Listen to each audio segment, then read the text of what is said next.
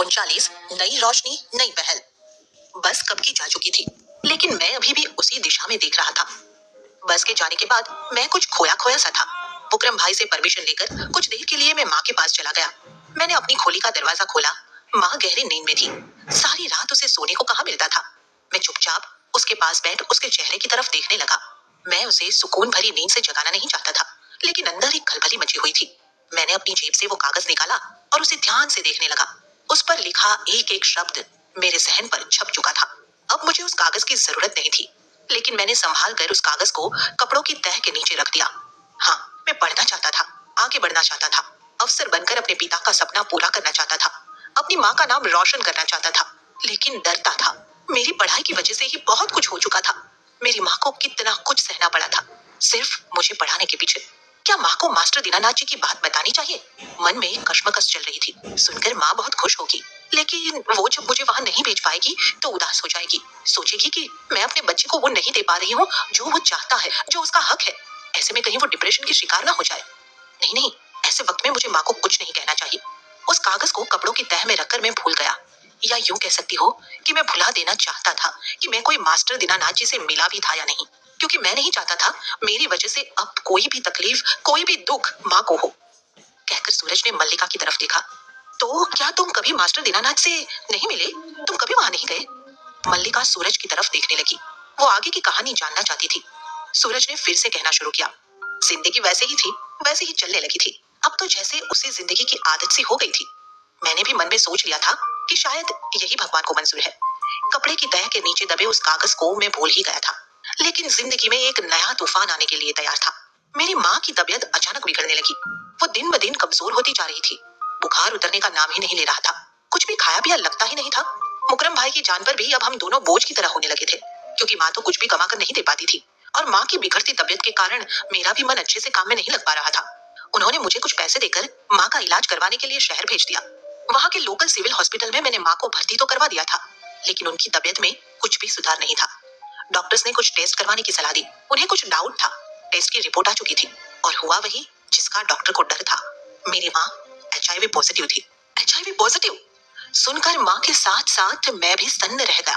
माँ ने तो जैसे अब जीने की उम्मीद ही छोड़ दी थी। मैंने डॉक्टर से बात करने की कोशिश की। उन्होंने माँ के साथ साथ मेरी भी काउंसलिंग की। हमें बताया गया कि ये बीमारी छूने से नहीं फैलती। अगर प्रॉपर देखभाल की जाए तो हम इस बीमारी से लड़ सकते हैं। अभी तक इसका कोई इलाज तो नहीं, लेकिन HIV पॉजिटिव आदमी भी खुशी खुशी अपनी जिंदगी को जी सकता है।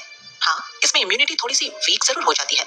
हाँ, इसका इलाज थोड़ा महंगा है, लेकिन बहुत ही संस्थाएं HIV पॉजिटिव लोगों के लिए काम कर रही है। हमें पैसे की सख्त जरूरत थी, लेकिन मुकरम भाईजान के अलावा हमें पैसे कोई नहीं दे सकता था। हम वापस वहीं चले गए जहाँ से आए थे। लेकिन माँ की बीमारी के बारे में सुनते ही उन्होंने हमसे दूरी बना ली। कोई भी हमारे साथ बैठना तक नहीं चाहता था। उस दौरान लोगों में HIV पॉजिटिव को लेकर बहुत से मिसकंसेप्शंस थे। मुकरम भाईजान ने हमारी मदद करना तो दूर, हमें उस ढाबे से भी बेदखल कर दिया। अब हमारे पास रहने की कोई भी जगह नहीं थी। माँ को अच्छा खाने की जरूरत थी, लेकिन यहाँ तो पेट भरने के लिए भी कुछ नसीब होगा या नहीं, इस बात का भी कुछ पता नहीं था। HIV पॉजिटिव होना मेरी जिंदगी में एक तूफान लेकर आया था, लेकिन तूफान के बाद शांति भी आती है, और रात के बाद सुबह भी होती है। माँ अपनी उम्मीद छोड़ती जा रही थी। मैंने माँ को उनकी ही कही बात समझाने की कोशिश की। माँ, कोई रात जिंदगी में ऐसी नहीं होती जो सुबह को आने से रोक सके। आप जल्दी ही ठीक हो जाएंगे, आप चिंता क्यों करती हो? अगले दिन हमें ढाबे को छोड़कर निकलना था। मैंने रात को माँ के और अपने कपड़े निकालकर पैक करना शुरू किया। कपड़े उठाते ही उनकी तह में दबी मास्टर दीनानाथ जी की दी हुई वो स्लिप नीचे गिर पड़ी। जैसे अंधेरे में कोई रोशनी की किरण दिखाई दी गई हो। मुझे अपनी जिंदगी की राह का रास्ता मिल गया था।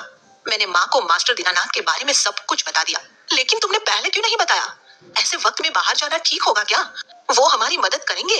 माँ के मन में हजारों सवाल थे, जिसके जवाब मुझे भी नहीं मालूम थे। लेकिन फिर भी अगले ही सुबह हम दिल्ली की बस पकड़कर मास्टर दीनानाथ के दिए हुए पते पर चल दिए।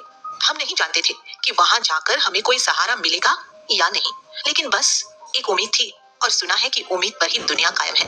वो उम्मीद हमें मास्टर दीनानाथ जी के स्वयंसेवी संस्था नई रोशनी की पहल की ओर ले गई। मैं नहीं जानता था कि मास्टर दीनानाथ मुझे पहचानेंगे या नहीं, लेकिन फिर भी चल पड़ा था। उनकी स्वयंसेवी संस्था में पहुंचकर एक गजब की शांति का अनुभव हुआ। ये संस्था बच्चों के लिए काम करती थी। जो बच्चे अनाथ है, गरीब है, पढ़ लिख नहीं पाते, या उनके माँ बाप उन्हें पढ़ा नहीं सकते, उन्हें शिक्षा का उपहार देकर एक नया जीवन देती। और पढ़ लिख कर बच्चे अच्छा कमाते, नौकरी करते और उसके साथ साथ फिर उसी संस्था में दूसरे ऐसे ही बच्चों के लिए काम करते, उनकी सहायता करते। ऐसा करने से एक चेन चलती रहती जो बिना रुके बिना टूटे अपना काम करती। जैसे ही हम उनकी संस्था के बनाए हुए आश्रम में पहुंचे, वहां मैंने बहुत से बच्चों को देखा जिसे देखकर विश्वास हुआ कि हम ठीक जगह पर आ गए हैं। लेकिन अभी भी मन में एक कसक बाकी थी कि क्या माँ का HIV पॉजिटिव सुनकर वो हमारा साथ देंगे या नहीं। किससे मिलना है? गेट पर खड़े हुए एक आदमी ने हमें अनजान जानते हुए कहा। वो मास्टर दीनानाथ जी। मेरा इतना कहते ही वो मेरी तरफ आ गया। अच्छा, तो मास्टर दीनानाथ जी ने बुलाया है तुम्हें? आ जाओ भाई, आ जाओ। तुम्हारे जैसे 10-20 बच्चे रोज बुला लेते हैं मास्टर दीनानाथ। घबराओ नहीं, इसे अपना ही घर समझो। कहते हुए वो आगे आगे चलने लगा और हम भी उसके पीछे पीछे गलियारे की तरफ चल पड़े। इससे पहले कि हम मास्टर दीनानाथ जी के कमरे में पहुंचते, मास्टर दीनानाथ जी हमें बाहर ही बच्चों को पढ़ाते हुए मिल गए। अरे सूरज, आओ आओ, बहुत वक्त लगा दिया आने में। मुझे देखते ही उन्होंने पहचान लिया। गजब की स्मरण शक्ति थी उनमें। एक बार किसी को देख लेते थे तो भूलते ही नहीं थे। आपने मुझे बुलाया था ना? मेरी बात पूरी होने से पहले ही वो बीच में बोल पड़े। हाँ हाँ, मैं जानता हूँ। मैं तुम्हें देखते ही समझ गया था कि तुम्हें एक बहुत अच्छा विद्यार्थी छुपा हुआ है जो सीखना चाहता है, समझना चाहता है, आगे बढ़ना चाहता है। यहाँ तुम सब कुछ कर पाओगे, अपने सपनों को साकार कर पाओगे। फिर बोलते बोलते अचानक रुक गए। क्या बात है, आज तुम्हारे चेहरे पर रौनक, वो चमक नहीं दिखाई दे रही? मास्टर जी, ये मेरी माँ है। मैंने माँ की तरफ इशारा किया। ओह नमस्कार। आपके बच्चे में बहुत संभावनाएं हैं। मैं जानता हूँ कुछ कारणवश हम बच्चों को पढ़ा नहीं पाते, लेकिन आप चिंता मत कीजिए। एक बार आप इस संस्था में अपने बच्चे को जोड़ेंगे तो आपके बच्चे का भविष्य सुखद ही होगा, ये मैं आपको विश्वास दिलाता हूँ। माँ तो मास्टर दीनानाथ की बात सुनते ही बहुत खुश थी। कम से कम इस बात की तसल्ली थी कि मेरा भविष्य अब सुखद हाथों में है। वो कुछ भी नहीं बोल पाई, लेकिन उसकी आंख में आंसू टप टप लड़ी की तरह बहने लगे थे। उसने मास्टर दीनानाथ जी के आगे हाथ जोड़ते हुए कहा, अगर आप मेरे बच्चे को शिक्षा दे पाए तो मैं जीवन भर आपकी आभारी रहूंगी। आप नहीं जानते, इसने बचपन में बहुत कुछ देख लिया है। बाप का साया सिर से उठ गया, छोटी सी उम्र में काम करना पड़ा, अपनी माँ का अपमान सहना पड़ा। मेरी जिंदगी का तो कुछ भरोसा नहीं, आज हूँ कल नहीं। अरे आप ऐसा क्यों कहती है? उन्होंने माँ से कहा। मास्टर जी, आज मैं आपके पास अपनी पढ़ाई को लेकर नहीं, आपने कहा था ना कि कोई भी मदद चाहिए हो तो चले आना। आज मैं किसी और मदद के लिए आया हूँ। अरे नहीं नहीं, तू बस अपनी पढ़ाई पूरी कर इस आश्रम में रहकर, बाकी सब कुछ मैं देख लूंगी। माँ ने मुझे बीच में ही टोका, लेकिन मास्टर दीनानाथ जी मेरे चेहरे के हाव भाव को समझ रहे थे। क्या कहना चाहते हो सूरज? इधर आओ, यहाँ बैठो। उन्होंने सामने गार्डन में बनी पत्थर की बड़ी सी कुर्सी पर मुझे अपने साथ बैठने का इशारा किया। बोलो सूरज, क्या कहना चाहते हो? मास्टर जी, मेरी माँ बहुत बीमार है। मैंने माँ की तरफ देखा, लेकिन वो मुझे आंखों से कुछ भी नहीं बोलने का इशारा कर रही थी, क्योंकि वो जानती थी कि हम जहाँ भी जाते हैं, माँ के बारे में HIV पॉजिटिव सुनते ही लोग हमसे एक दूरी सी बना लेते हैं। वो नहीं चाहती थी कि मैं अपनी जिंदगी में पढ़ाई के लिए मिला इतना अच्छा मौका छोड़ दूं। मैं माँ की तरह अभी देख ही रहा था कि मास्टर जी ने मेरे सिर पर एक हाथ रखकर बोला, क्या कहना चाहते हो सूरज? बेझिझक कहो, मैं सुन रहा हूँ। मैंने उनकी आंखों में देखा। न जाने क्यों ऐसा लगा कि वो मेरी बात सुनकर मुझसे वैसा बिहेव नहीं करेंगे जैसा सब करते हैं। मैंने मास्टर जी को अपनी और अपनी माँ के बारे में सब कुछ बताया, और ये भी कि माँ अब HIV पॉजिटिव है। हमें रहने और खाने के भी वांदे थे। मेरे लिए सबसे जरूरी इस समय माँ की सेहत है।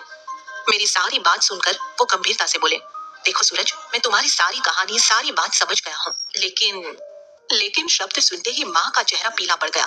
वो डर गई थी कि अब कुछ बुरा ही होने वाला है, लेकिन वो जैसा सोच रही थी वैसा कुछ भी नहीं हुआ। मास्टर दीनानाथ ने फिर से बोलना शुरू किया। हमारी संस्था तो सिर्फ शिक्षा के लिए काम करती है, बच्चों के लिए काम करती है। पर हाँ, यहाँ इसी शहर में HIV पॉजिटिव लोगों के लिए एक संस्था है। मैं जानता हूँ उन लोगों को। HIV पॉजिटिव लोगों के लिए काम करते हैं, उनकी काउंसलिंग करते हैं, दवाइयाँ दिलवाते हैं, अपनी जीविका चलाने के लिए भी हेल्प करते हैं। छोटे मोटे को सपोर्ट करवा कर मैं तुम्हारी माँ के लिए वहाँ रहने का बंदोबस्त करवा दूंगा, लेकिन तुम्हें कुछ दिन अपनी माँ को वहाँ भेजना होगा, अपनी माँ से दूर रहना होगा। हाँ, थोड़े दिन बाद तुम अपनी माँ से मिलने जा सकते हो, लेकिन माँ के बिना मैं कुछ असमंजस में था। तुम हमारे साथ रह सकते हो। हम तुम्हारा यहाँ स्कूल में एडमिशन करवा देंगे, जिसका सारा खर्च वहन हमारी संस्था करेगी। आखिर नई रोशनी, नई पहल, ये संस्था इसी काम के लिए तो है। मैं तुम लोगों के लिए काम आ सकूं, इससे बढ़कर मेरे लिए क्या सेवा हो सकती है। मन में संतुष्टि थी कि माँ को इलाज के लिए भेजा जा चुका था। मैं भी अपनी पढ़ाई पर ध्यान देने लगा। माँ की सेहत धीरे धीरे संभलने लगी थी। वहाँ उसे इलाज के साथ साथ सिलाई भी सिखाई जाती, ताकि वो छोटा मोटा काम करके अपनी जिंदगी का गुजर बसर कर सके। मैं भी पढ़ाई लिखाई करके अपने सपने पूरा करने की कोशिश में लगा था। हफ्ते में एक बार मैं माँ से मिलने जाता। माँ की सेहत आधी तो मुझे देखकर ही सुधर गई थी। उसे तसल्ली थी कि मेरा भविष्य अब सुखद है। मैंने अपनी स्कूल, उसके बाद कॉलेज में एडमिशन ले लिया था। शाम को पढ़ने के साथ साथ मैं आश्रम में बच्चों को भी पढ़ाने का काम करता था। वही माँ भी लोगों के कपड़े सिलकर कुछ पैसे कमा लेती थी। आश्रम के बच्चों के लिए वो फ्री में कपड़े सिला करती थी। हम उस नर्क के बाहर निकल चुके थे। हम माँ बेटे की जिंदगी में खुशियां ही खुशियां थी, लेकिन खुशियों की उम्र लंबी नहीं थी। मैं चाहता था कि जिस दिन मैं ग्रेजुएट होकर कॉलेज से निकलूं, उस दिन मेरी माँ मेरे साथ हो। लेकिन माँ की किस्मत में ये सब देखना नहीं लिखा था। उससे पहले ही माँ इस दुनिया से चल बसी। कहते कहते सूरज की आंखें नम हो गई।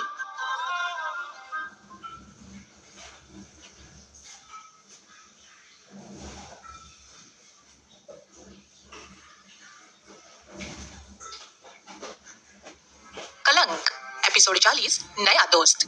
माँ के चल बसने के बाद मैंने अपना पोस्ट ग्रेजुएशन भी पूरा कर लिया। आज मैं अपने पैरों पर खड़ा हूँ, अच्छा कमाता हूँ। अफसोस बस यही है कि मेरी इस सक्सेस को देखने के लिए ना तो मेरी जिंदगी में माँ रही और ना ही मेरे गुरु मास्टर दीनानाथ। लेकिन उनकी याद आज भी मेरे दिल में ज्यों की त्यों बनी हुई है। मेरे पास ना होते हुए भी मेरे आसपास ही है, ऐसा मैं महसूस करता हूँ। अपने गुरु के पद चिन्हों पर चलने की कोशिश करता हूँ। अपने काम के साथ साथ नई रोशनी नई पहल के लिए भी काम करता हूँ।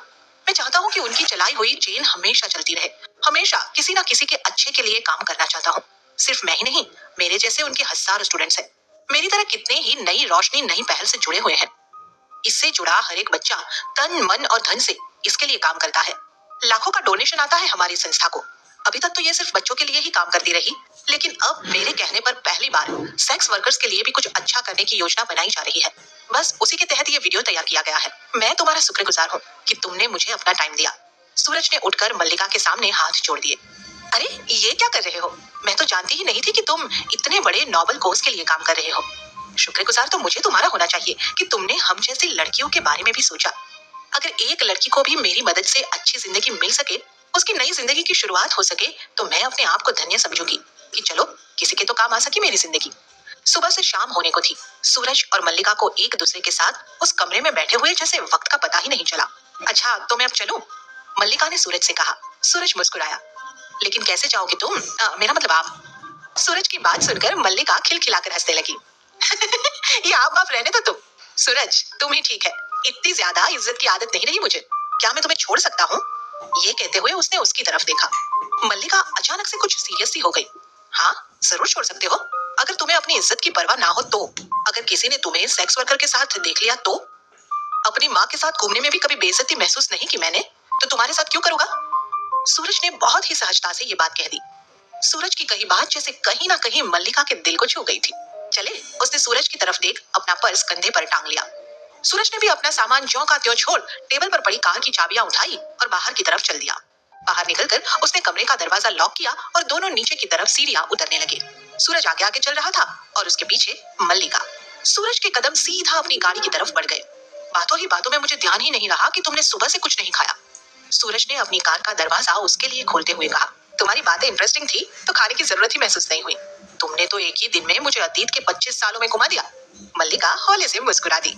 सूरज ने दरवाजा बंद किया और दूसरी तरफ से ड्राइविंग सीट पर आकर बैठ गया। तो कहो कहाँ खाना पसंद करोगी? अपने घर आए मेहमान को बिना खाना खिलाए भेज देना, ये तो बहुत बड़ा अपराध हो जाएगा ना, कहकर सूरज फिर से मुस्कुरा दिया। क्या सचमुच तुम मेरे साथ बैठकर खाना खाना पसंद करोगे? हाँ क्यों नहीं, क्या दो दोस्त आपस में मिलकर खाना भी नहीं खा सकते? सूरज ने गाड़ी चलाते हुए बड़ी सहजता से ये बात कह दी। मल्लिका की नजरें उसके चेहरे पर टिकी थी। क्या देख रही हो? सूरज ने उसकी तरफ देखे बिना गाड़ी चलाते चलाते ही बोला। कुछ नहीं, मैं बस सोच रही हूँ कि कहीं मैं सपना तो नहीं देख रही। क्या सचमुच तुम्हारे जैसे इंसान है दुनिया में? होते हैं तुम्हारे जैसे इंसान जो एक सेक्स वर्कर को भी इंसान समझते हैं, और उससे ज्यादा एक दोस्त। क्या मुझ जैसी सेक्स वर्कर भी किसी की दोस्त हो सकती है? कहते कहते मल्लिका कुछ गंभीर हो गई। सूरज ने गाड़ी साइड में पार्किंग एरिया में लगा दी। क्यों नहीं हो सकते? यही तो सोच बदलनी है समाज की संस्कृति। आज कितने सालों बाद किसी ने मल्लिका को उसके अपने नाम से पुकारा था। संस्कृति। कितना अच्छा महसूस कर रही थी वो। कितने अरसे बाद किसी ने उसे दोस्त कहा था। कितने अरसे बाद वो किसी के साथ बैठकर दिन में खाना खाने चली थी। वरना बाहर के लोगों से मिलना तो सिर्फ रात में ही हो पाता था, और दिन भर सिर्फ सोना या कोठे की 4 लड़कियों से गप्पे मारना। यही तो जिंदगी रह गई थी संस्कृति की। आज सब कुछ बदला बदला था। सच, सूरज को दोस्त के रूप में पाकर संस्कृति बहुत खुश थी। ऐसा लग रहा था जैसे वो संस्कृति की जिंदगी के अंधेरे को मिटाने चला आया था। खाना खाने के बाद दोनों फिर से बाहर चल दिए।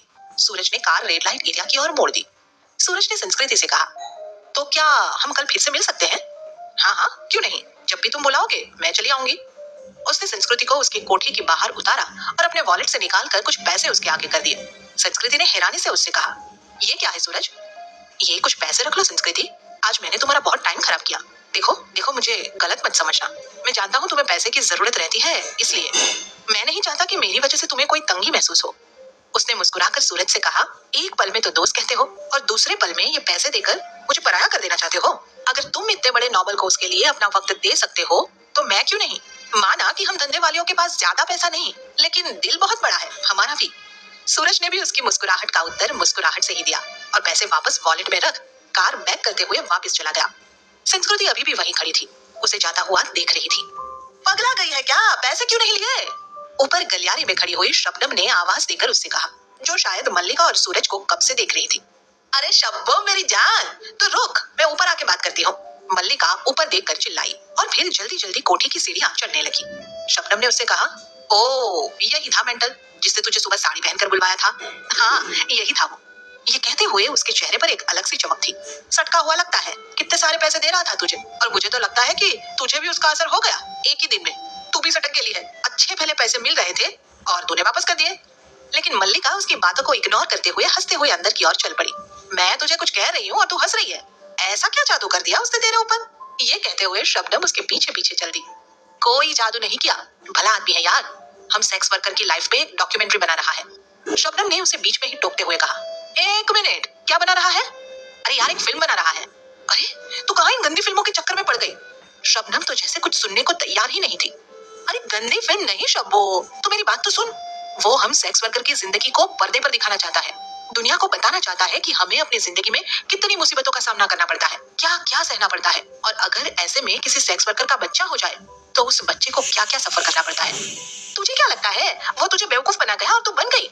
ऐसी फिल्मों से समाज में हम वेश्याओं को इज्जत मिल जाएगी। लोगों की नजरें हमें आज भी गंदी नजर से ही देखती है और कल भी गंदी नजर से ही देखेंगे। कोई फिल्म बनाने से हमें इज्जत मिलने वाली तो है नहीं। तू ऐसे लोगों की बातों में आकर अपना टाइम खोटी मत कर। ये कहते हुए शबनम के चेहरे पर गुस्सा साफ झलक रहा था। वो बिल्कुल नहीं चाहती थी कि मल्लिका ऐसी कोई फिल्म के लिए किसी के साथ काम करे और अपना समय बर्बाद करे, लेकिन मल्लिका को उसके गुस्से पर गुस्सा नहीं आ रहा था। वो जानती थी कि शबनम सिर्फ उसका भला ही चाहती थी। अच्छा अब गुस्सा छोड़, मेरी बात सुन, इधर बैठ। मल्लिका ने हाथ पकड़कर शबनम को अपने पास बिठा लिया। देख शबनम, हम हर रोज कमाते ही तो है, जानती है उस लड़के ने मुझे बुलाया लेकिन मुझे छुआ तक नहीं, सिर्फ मेरा एक इंटरव्यू लिया जिसमें मेरा चेहरा तक नहीं दिखाया जाएगा। एक सोशल वर्कर है वो, समाज सेवी संस्था के लिए काम करता है। मैं चाहती हूँ कि मैं भी इस नोबेल कोर्स में उसके साथ कुछ कंट्रीब्यूट कर पाऊँ। शबनम झल्लाते हुए बोली, क्या बोलती जा रही है, मेरे कुछ पल्ले नहीं पड़ता। तू जानती है ना मुझे इंग्लिश समझ नहीं आती। अच्छा मेरी माँ, हिंदी में बताती हूँ।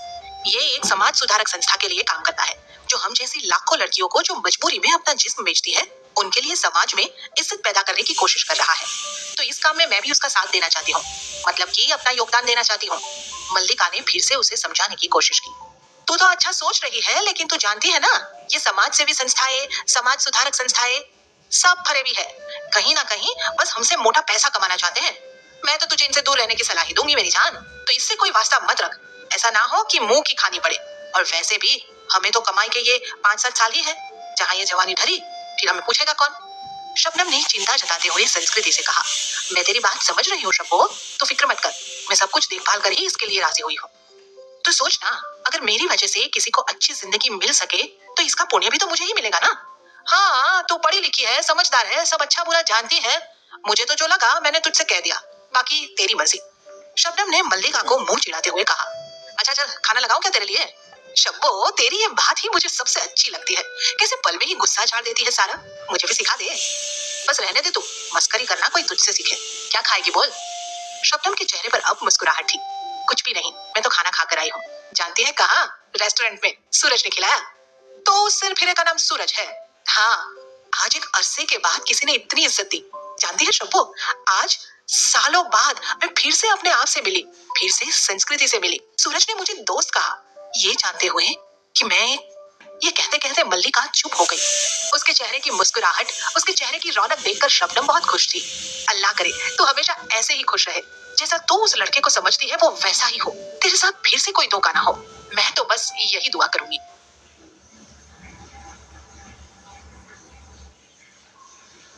कलंक एपिसोड 41, प्यार की आहट। शबनम तो यही चाहती थी कि मल्लिका की खुशी हमेशा बनी रहे। वो उसे खुश देखकर खुश थी। हालांकि मन में हजारों गलत ख्याल आ रहे थे, लेकिन वो बस यही दुआ कर रही थी कि वो जैसा सोच रही है ऐसा कुछ ना हो, वैसा ही हो जैसा मल्लिका चाहती थी या देख रही थी। उस रात मल्लिका धंधे पर भी नहीं उतरी। शायद थक गई थी सुबह से। अपने बिस्तर पर लेटते ही सो गई और शबनम धंधे के लिए तैयार होने लगी। अगली सुबह एक फोन की घंटी ने मल्लिका की नींद को खोल दिया। वो अंगड़ाई लेते हुए अपने बिस्तर से उठी और जैसा आप स्क्रीन पे देख सकते हैं कि नॉट सब्सक्राइब परसेंटेज 100% है। तो प्लीज़ अगर वीडियोस पसंद आती है तो चैनल को सब्सक्राइब कर दिया करें। और आप हमें सजेस्ट कर सकते हैं कि नेक्स्ट वीडियो किस ऑडियो बुक की सुनना चाहते हैं। एक बार आईडी चेक आउट कर लीजिएगा, अगर पसंद आती है तो फॉलो करिएगा। Thanks for watching, bye bye.